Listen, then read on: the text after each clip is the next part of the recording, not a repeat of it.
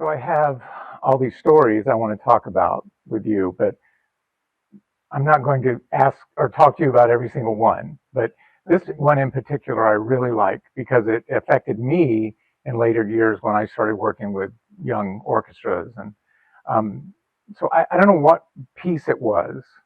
I think it may have been Polovetzian dances we were doing. And it was for what we called contest back in those days, Now it's MPA. music. Yeah, Yeah. yeah.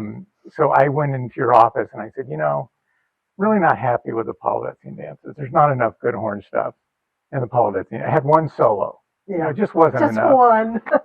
And you looked at me very sternly and in a very soft voice, and you said, I don't program for one person. There's a lot about this piece that's good for the players in this orchestra. And of course, I know that now. Yeah. I know how demanding the string parts are, how demanding the woodwind parts are. And I've always remembered that because it's helped me always put that first with my programming. If I'm working with a young orchestra, always put that first. And you did. Absolutely. Yeah. Well, if they're going to get better, you've got to do that. Right. And that was the goal, to make them play as good as they could. Yeah. And they loved it. We took that when we went to Vienna, when we were invited to that music festival. We took that as one of the things we did on the radio there. And Erwin Hoffman came and guest conducted for me. I was there. That was at McKay Auditorium. Yeah. Yeah, I went to Yeah. that concert. Yeah. Yeah. I thought that was pretty amazing. You got Erwin Hoffman to do that. Oh, it was so funny. He came out twice. Yeah. And after the concert was over, he put his arm around me. He said, "You do a good job." Yeah. Monday morning, I went to Orland Bryant, the principal. I said, "Well, I'm good for another 10 years." Well, and he, so he, of course, knew you from when you played in the Florida Gulf Coast Symphony that he conducted. Yeah. And of course, he was also assistant conductor of the Chicago Symphony. Yeah. So Erwin Hoffman was He not was some a small fine town conductor. guy. Yeah. I said, I couldn't, I can't remember the piece now. I couldn't conduct it. I mean, it didn't work. So he told me, "Linda, just go, and they'll play." Yeah. Okay. They did. Yeah. It was perfect. But I worked with him too, and in after you in the Gulf, what was the Gulf Coast Symphony then? Yeah. And man, he was tough. He Oh, was brutal. He could look at you and you'd feel like a burned peanut. Yeah. Sitting in your chair. Yeah. Yeah.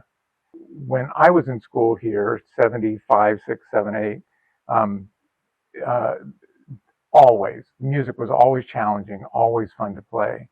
So I'm feeling like that had to play a role in you building the program in just a short time and to a very big ensemble of players. What inspired you to come up with the programs that I did? Yeah. I wanted to conduct them. It was a purely selfish reason, mostly. The one I never got to conduct was Don Juan. You know that horn part in it? It's one of the first things I ever played with an orchestra. Yeah, wow. And Brevard, maybe. And Brevard. Yeah, it was a Brevard. Yeah. Yeah. Yeah.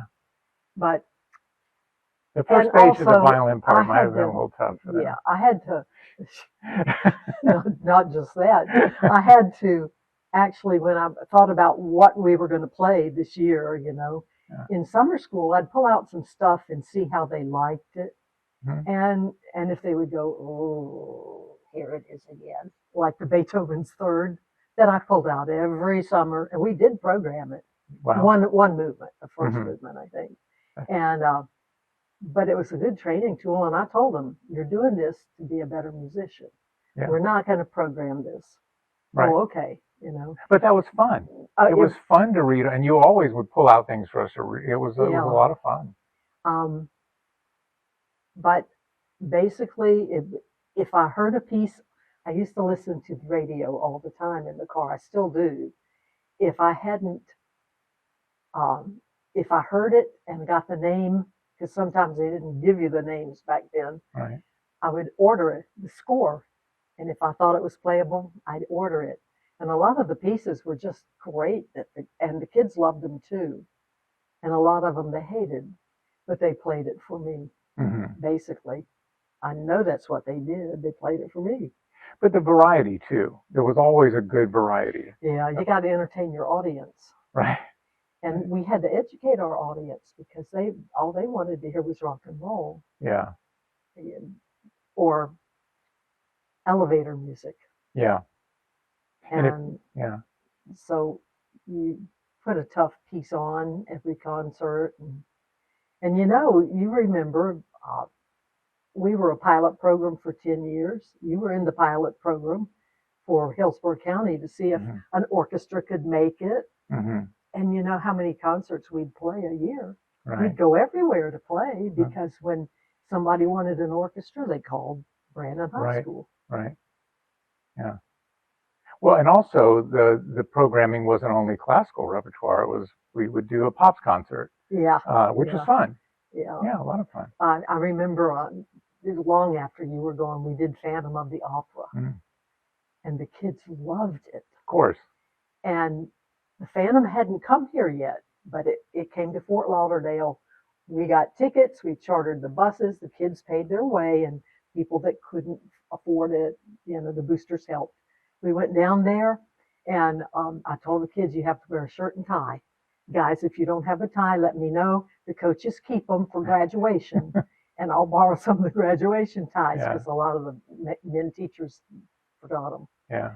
So we dressed up and we went down there, and as we were getting ready to go in the theater, the auditorium, the head docent came and said, now these kids had better behave or we're going to ask you to leave. I said, you don't have to worry about these kids.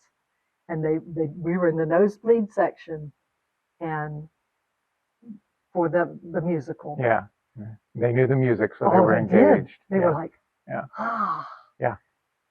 Yeah, and that was probably the first tour of Phantom at that point. Yeah. So it was new to a lot of people in the audience, but not new to your kids. No, they knew it already. They knew it. They knew it. When you would do some of that kind of programming, one of the earliest things I remember you doing was Jesus Christ Superstar. Yeah. We did that my first summer in summer orchestra because we did summer orchestra back then. Yeah.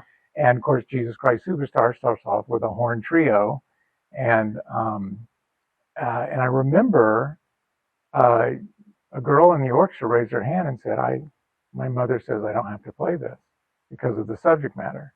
And I don't remember now what you said to her, but you dealt with it so well that even with my young way of thinking, I knew that you had dealt with that situation, let her know that this is an art form, and you explained to her why we were doing it, but never once made her feel like she was wrong for her belief.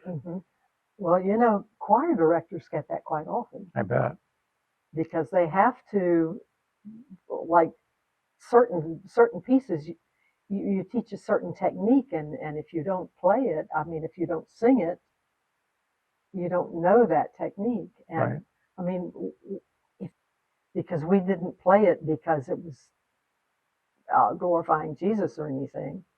It was the technique that was involved. Right, exactly. And today it would be a completely different situation. Oh, yeah. And part of the reason is because of what you did at the very beginning, because even then the musical was only a few years old at that point when we were playing the music to it.